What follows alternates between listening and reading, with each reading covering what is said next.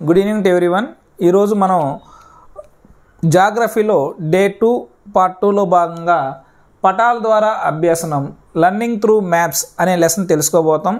ఈ వీడియో చూసే ముందు ప్రతి ఒక్కరు కూడా మీ 7th క్లాస్ కొత్త NCERT టెక్స్ట్ బుక్లో 3rd లెసన్ ఓపెన్ చేసి పెట్టుకోండి. మరి ఇప్పుడు దీంట్లో ఇంట్రడక్షన్ చూద్దాం.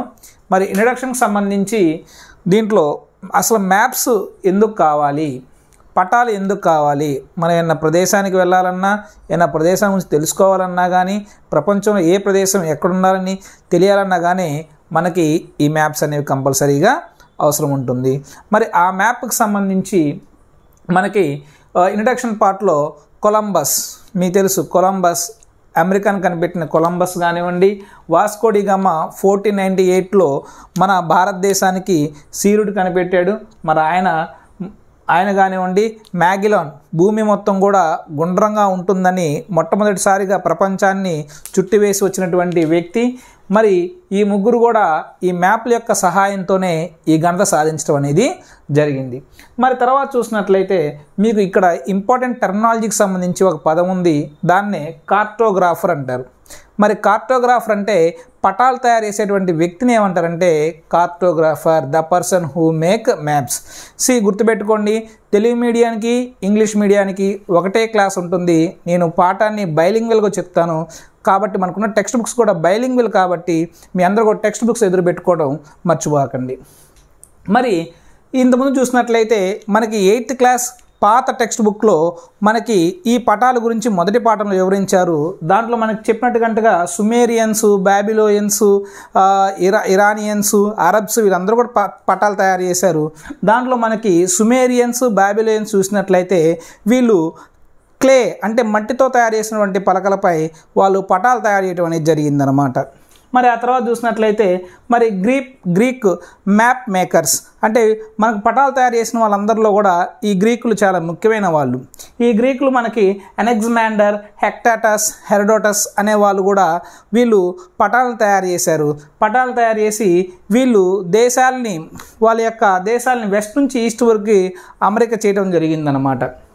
మరి ఆ తర్వాత ఈ లాటిట్యూడ్స్, లాంగిట్యూడ్స్, అక్షాంశాలు, రేఖాంశాలు అనేటువంటి అంశాలను కూడా మనకి మొట్టమొదటిసారిగా ప్రవేశపెట్టినటువంటి దేశస్థులు ఎవరంటే వాళ్ళు కూడా గ్రీకులు. మరి ఇవన్నీ కూడా మరి ప్రొజెక్షన్, ఇది చాలా చాలా ఇంపార్టెంట్. ప్రొజెక్షన్, దీన్ని ప్రతిక్షేపణం ఆర్ ప్రక్షేపణం తెలుగులో సంథింగ్ ఉంది, అదొకసారి మీరు చూసుకోండి మీ టెక్స్ట్ బుక్స్లో. ప్రక్షేపణం ఏదో ప్రొజెక్షన్ ఏదో ఉంది చూసుకోండి. ఇంగ్లీష్లో మాత్రం ప్రొజెక్షన్ అంటారు. ప్రొజెక్షన్ అంటే గెరాడస్ మార్కెటర్ అనే ఒక డచ్ కార్టోగ్రాఫర్ ఈ ప్రొజెక్షన్ అనేటువంటి అంశాన్ని ఆయన తీసుకోవడం జరిగిందనమాట. మీకు ఈ అంశం టెక్స్ట్ బుక్లో ఆ లెసన్లో చివరి పేజీలో మీకు ఉంటుంది, ఒకసారి అక్కడికి వెళ్ళి చదువుకోండి.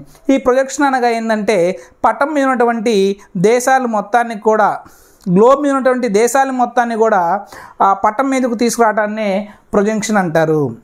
గ్లోబ్ మీద ఉన్నటువంటి దేశాల మొత్తాన్ని ఈ పటం మీదకి డిస్టెన్స్తోనూ సైజ్తోనూ సంబంధం లేకుండా తీసుకురావడాన్ని ప్రొజెక్షన్ అంటారు. ఈ ప్రొజెక్షన్ అనేటువంటి దీన్ని తీసుకొచ్చిన వ్యక్తి ఎవరయ్యా అంటే గెరాడస్ మార్కెటర్స్. ఈయన ఒక డచ్ కార్టోగ్రాఫర్. ఇది చాలా చాలా ఇంపార్టెంట్ బిట్ అనమాట. Who introduce the concept of projection అనేటువంటి బిట్టు మనకి ఎగ్జామ్లో రావడానికి అవకాశం ఉంది. మరి ముందు నెక్స్ట్కి వెళ్తే లెసన్లోకి ఇండెక్స్ ఆఫ్ ది మ్యాప్, పట సూచికలు. మరి దీంట్లో మొదటిది టైటిల్, దీన్నే శీర్షిక అంటారు. మరి టైటిల్ అంటే సింపుల్, మనకు పేరున్నట్టుగానే మ్యాపులకి పేర్లు పెట్టాలి. మన పిల్లలకి ఏ విధంగా అయితే పేర్లు పెడతామో వీటి మ్యాప్లకు కూడా ఆ విధంగానే పేర్లు పెడతారు. వాటినే మనం టైటిల్ అంటాము. అది పెద్ద ఇంపార్టెంట్ ఏం కాదు. తర్వాత డైరెక్షన్ చాలా చాలా ఇంపార్టెంట్. డైరెక్షన్ అనేది మనకి చాలా చాలా ఇంపార్టెంట్ టాపిక్. ఎందుకంటే దీంట్లోంచి ఖచ్చితంగా బిట్ వస్తుంది.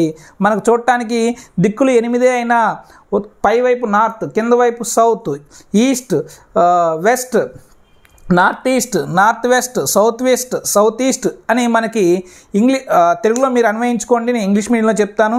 అయితే దీంట్లోంచి బిట్ మనకి ఏ విధంగా అడగడానికి అవకాశం ఉందంటే, రాణి ఉదయాన్నే తూర్పు వైపు ఫేస్ చేసి ఉంది, మరి తన ఎడమ చేయి వైపు ఉండేటువంటి దిక్కు ఏంటి, తన కుడి చేయి ఉండేటువంటి దిక్కు ఏంటి అనేటువంటి క్వశ్చన్ మనకి టెట్లో అడగడానికి అవకాశం అనేది ఉంది.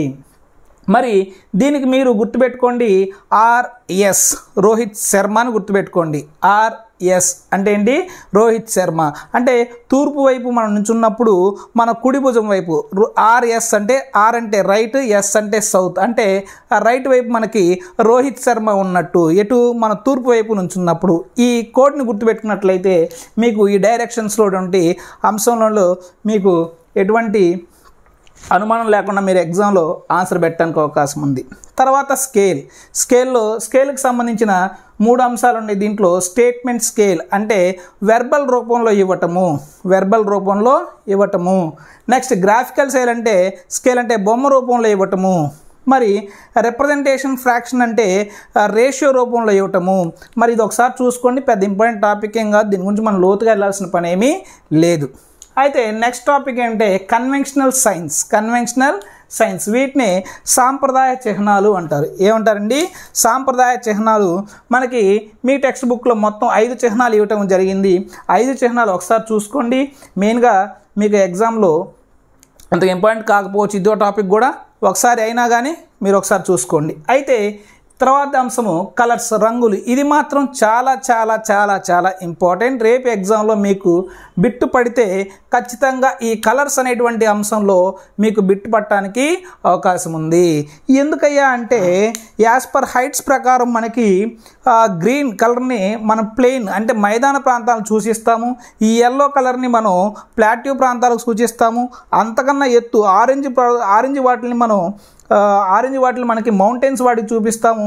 హైట్ పరంగా చూసినట్లయితే 1000 green colour plains, yellow plateaus, orange వచ్చేసరికి హైట్ పరంగా 1000 to 300 mean sea level, violet వచ్చేసరికి 3000 to 700, 7000 to వైట్ వచ్చేసరికి 7000 to 800. అంటే మైదానాలు, పీఠభూములు, పర్వతాలు, కొండలు, పర్వతాలు, ఆ తర్వాత మంచు పర్వతాలు అనేటువంటి 5 అంశాలుగా మనకి పేజ్ నెంబర్ 74లో మనకి యాజ్ పర్ హైట్స్ అనే టాపిక్ ఇచ్చారు. ఒకసారి అక్కడికి వెళ్ళి మీరు క్లియర్గా చదువుకోండి. ఇంకా అదేవిధంగా యాజ్ పర్ థీమ్స్లో మీకు టెక్స్ట్ బుక్స్ ఓపెన్ చేసినట్లయితే పేజ్ నెంబర్ 74 చూడండి. డార్క్ గ్రీన్ కలర్ ఫారెస్ట్లు, light green colour grass lands, మరి yellow colour plateaus, dark grey mountains, light grey hills, light red waste lands, light blue tanks, rivers, canals and dark blue seas and oceans, brown land use for agriculture, white places with minerals are available, black వచ్చేసరికి boundaries. మరి తెలుగులో ఒకసారి మీరు page number 75లో ఉంటాయి, అవి మీరు చూసుకోండి. కేవలం ఇది మీకు సిలబస్ ఏ విధంగా చదువుకోవాలనే అంశం పైన తీసినటువంటి అంశాలే కాబట్టి పూర్తిగా మీరు ఆ లెసన్స్లోకి వెళ్ళి చదువుకోండి. లెజెండ్ అంటే ఏంటంటే పటాల్లో ఉండేటువంటి బొమ్మల్ని మనం లెజెండ్స్ అంటాము. పటాల్లో ఉపయోగించేటువంటి హాస్పిటల్ గుర్తు కానివ్వండి, లేకుంటే జీబ్రా క్రాసింగ్ గుర్తు కానివ్వండి, లేకుంటే నో హార్న్ ప్లీజ్ గుర్తు కానివ్వండి, వీటిని మనం ఏమంటామంటే లెజెండ్స్ అంటాము. తర్వాత వచ్చేసరికి లాటిట్యూడ్స్ అండ్ లాంగిట్యూడ్స్కి మనకు పెద్ద ఇంపార్టెంట్ టాపిక్ ఏమీ లేదనమాట లాటిట్యూడ్స్లో. ఎందుకంటే పూర్వ వీడియోలోనే మనకి పార్ట్ 1 వీడియోలో మనకు సుబ్బారెడ్డి మాస్టర్ గారు మీకు ఇంపార్టెంట్ లాటిట్యూడ్స్, ఇంపార్టెంట్ లాంగిట్యూడ్స్ చెప్పి ఉన్నారు. మీరు ఒకసారి ఆ వీడియోకి వెళ్ళి ఆ ఇంపార్టెంట్ లాంగిట్యూడ్స్ని ఒకసారి తెలుసుకోండి. కంపల్సరీగా వాటిలోంచి మీకు ఒక బిట్ అనేది వస్తుంది. మరి టైప్స్ ఆఫ్ మ్యాప్స్ ఇక్కడ మనకి ఒక బిట్ రావడానికి అవకాశం ఉంది. పొలిటికల్ మ్యాప్స్ అంటే రాజకీయ పటాలు. పొలిటికల్ మ్యాప్స్ అంటే ఏంటి? రాజకీయ పటాలు. అంటే ఒక దేశంలో ఉండేటువంటి రాజధానుల గురించి కానివ్వండి, ఆ బౌండరీస్ గురించి కానివ్వండి, లేకుంటే దేశాల బౌండరీస్ గురించి కానివ్వండి, లేకుంటే ఖండాల బౌండరీస్ గురించి కానీ, రాజధానుల గురించి కానివ్వండి, లేదా చిన్న డిస్టిక్ యొక్క బౌండరీస్ గురించి కానివ్వండి తెలియజేసేటువంటి పటాలనే మనం ఏమంటామంటే పొలిటికల్ మ్యాప్స్ అంటాము. ఈ పొలిటికల్ మ్యాప్కి సంబంధించి కొన్ని ఇంపార్టెంట్ బిట్స్ ఉన్నాయి. అదేంటంటే మన ఇండియా యొక్క పొలిటికల్ మ్యాప్లో సైజ్ వచ్చేసరికి 3.28 మిలియన్ స్క్వేర్ కిలోమీటర్స్. మరి మన భారతదేశంలో 28 రాష్ట్రాలు 8 కేంద్రపాలిత ప్రాంతాలు ఉండటం జరిగింది. మరి మన భారతదేశం ఆసియా ఖండంలో దక్షిణ భాగంలో ఉండటం జరిగింది. సౌత్ మోస్ట్ పార్ట్ ఆఫ్ ఏషియాలో ఉంది. మరి మన యొక్క ఎక్స్టింక్ట్ చూసినట్లయితే అంటే ఏ అక్షాంశాలు ఏ రేఖాంశాలు మధ్య ఉన్నట్లు చూసినట్లయితే north latitude 8 degrees 4 minutes 37 degrees 6 minutes, అదేవిధంగా ఈస్ట్ లాంగిట్యూడ్ వచ్చేసరికి 68 degrees 7 minutes 97 degrees 25 minutes దగ్గర మన యొక్క ఇండియా యొక్క లొకేషన్ అనేది ఉండటం జరిగిందనమాట. మరి సెకండ్ టైప్ ఆఫ్ మ్యాప్స్ ఏంటంటే ఫిజికల్ మ్యాప్స్. ఈ ఫిజికల్ మ్యాప్స్లో మనం ఏం చదువుకుంటామంటే కొండలు, గుట్టలు, పర్వతాలు, మైదానాలు ఇలా చెప్పుకుంటూ పోతే ప్రతి భౌతిక అంశం కూడా మనకు దేంట్లో వస్తుందంటే ఫిజికల్ మ్యాప్లోనే వస్తుందన్నమాట. అయితే దీంట్లో ఒక 2 అంశాలు కీలకంగా ఉన్నాయి. ఒకటి వచ్చేసరికి ఈక్వల్ హైట్స్, వాటిని మనం కాంటూర్ లైన్స్, ఏవైతే గీతలు సమానమైన ఎత్తుగల ప్రాంతాలని సూచిస్తూ గీస్తామో, ఇక్కడ ఒక ప్రాంతం ఒక ఎత్తులో ఉంది, ఈ ప్రాంతం ఒక ఎత్తులో ఉంది, రెండు ఆ హైట్ను సూచిస్తూ ఒక గీత గీసామంటే వాటిని మనం కాంటూర్ లైన్స్ అంటాం. ఏమంటాం? కాంటూర్ లైన్స్ అంటాం అన్నమాట. Equal heights. ఉదాహరణకి సింపుల్గా ఎగ్జామ్ హాల్లో గుర్తుపెట్టుకోండి, మీకు కాంటూర్ లైన్స్ మధ్య ఇట్లా వాలు తక్కువ ఉంటే ఇది కొండ అనుకుంటే ఇటు వాలు తక్కువ, ఇది వాలు ఎక్కువ. వాలు తక్కువ ఉంటే కాంటూర్ లైన్స్ మధ్య దూరం తగ్గిద్ది. వాలు ఎక్కువగా ఉంటే కాంటూర్ లైన్స్ మధ్య దూరం అనేది పెరుగుతూ ఉంటుందన్నమాట. ఆ అంశాన్ని ఒకసారి మీరు గుర్తుపెట్టుకోండి. ఎగ్జామ్లో కాంటూర్ లైన్స్ అంటే ఏంటి? వాలు తక్కువగా ఉంటే ఎలా ఉంటుంది, వాలు ఎక్కువగా ఉంటే ఆ కాంటూర్ లైన్స్ మధ్య దూరం ఏ విధంగా ఉంటుందో మనకి ప్రశ్న అడగడానికి అవకాశం ఉంది. మరి ఆ తర్వాత ఇంకొక కాన్సెప్ట్ ఉంది దీంట్లో, డెన్సిటీ ఆఫ్ పాపులేషన్. ఒక స్క్వేర్ కిలోమీటర్ ఉండేటువంటి జనాభాని తెలియజేసేదే డెన్సిటీ ఆఫ్ పాపులేషన్ అంటాం. దాన్ని తెలుగులో జనసాంద్రత అంటాం. ఏమంటామండి? జనసాంద్రత. పర్ స్క్వేర్ కిలోమీటర్కి ఎంత అయితే ఉందో అది. మరి ఆ డెన్సిటీకి సంబంధించినటువంటి ఒక టేబుల్ మీకు పేజ్ నెంబరు చెప్తా, నోట్ చేసుకోండి. ఆ page number 90 in your text book. దాంట్లో మీకు ఒక టేబుల్ ఇచ్చారు, అది ఒకసారి చదువుకోండి. నేను ఈ వీడియోలో పైన చెప్తాను. శ్రీకాకుళం 463, విజయనగరం 359, విశాఖపట్నం 384, ఈస్ట్ గోదావరి 413, వెస్ట్ గోదావరి 417, కృష్ణా 518, గుంటూరు 429, ప్రకాశం 193, నెల్లూరు 227, కడప 188, చిత్తూరు 275, కర్నూలు 230, అనంతపురం 213. ఈ విధంగా మనకి డెన్సిటీ టేబుల్ ఇచ్చారు, అది ఒకసారి బై హార్ట్ చేసుకోండి. దాంట్లోంచి కూడా బిట్టడానికి అవకాశం అనేది ఉంది. మరి నెక్స్ట్ టైప్ ఆఫ్ మ్యాప్స్ వచ్చేసరికి హిస్టారికల్ మ్యాప్స్. అంటే హిస్టారికల్ మ్యాప్స్ అంటే చరిత్రను తెలియజేస్తాయి. మనకి హిస్టరీలో చూసినట్లయితే అశోకుడు పాలించినటువంటి ప్రాంతం యొక్క, శాతవాహను పాలించిన ప్రాంతం యొక్క, ఇలా చరిత్రలో పాలించిన ప్రాంతాల యొక్క, వాళ్ళు పాలించిన ప్రాంతాలు, వాళ్ళు ఆక్యుపై చేసిన ప్రాంతాలను తెలియజేసి ఉంచే పటాలనే మనం హిస్టారికల్ మ్యాప్ అంటాం. థెమెటికల్ మ్యాప్ అంటే విషయ నిర్దేశిత పటాలు అంటారు. ఏదైనా ఒక విషయాన్ని, క్లైమేట్ని కానీ, పాపులేషన్ కానీ, ఆ విధంగా ఫారెస్ట్లు కానివ్వండి, ఏదో ఒక అంశాన్ని తీసుకొని దానిపై ప్రత్యేకంగా మ్యాపులు తయారు చేయడాన్ని మనం థెమాటిక్ మ్యాప్ అంటాం. దాన్నే విషయ నిర్దేశిక పటము అంటాం. మీకు ఇంకొక చిన్న కాన్సెప్ట్ చెప్పడం మర్చిపోయాను ఇక్కడ. మీన్ సీ లెవెల్ని తెలుగులో యాక్చువల్గా ఇంగ్లీష్ మీడియం టీచ్ చేస్తా కాబట్టి తెలుగులో త్వరగా పదాలు రావు.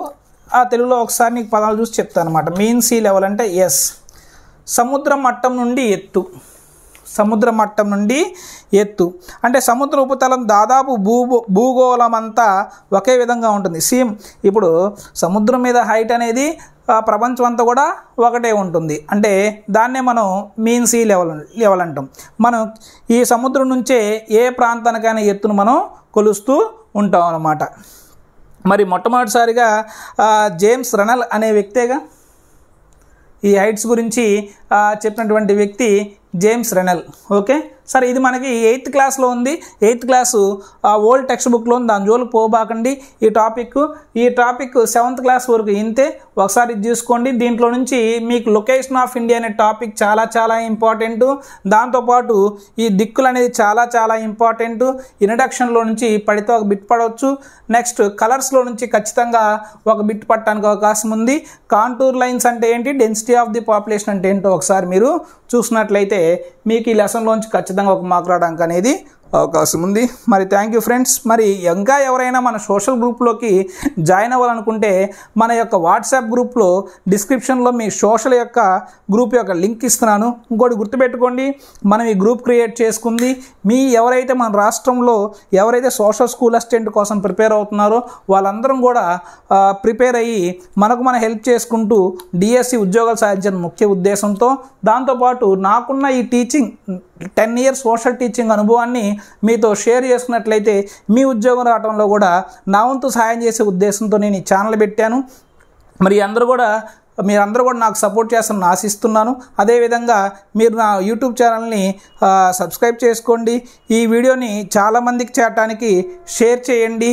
అదేవిధంగా లైక్ చేయడం తప్పకుండా మర్చిపోకండి. బాయ్. జై హింద్.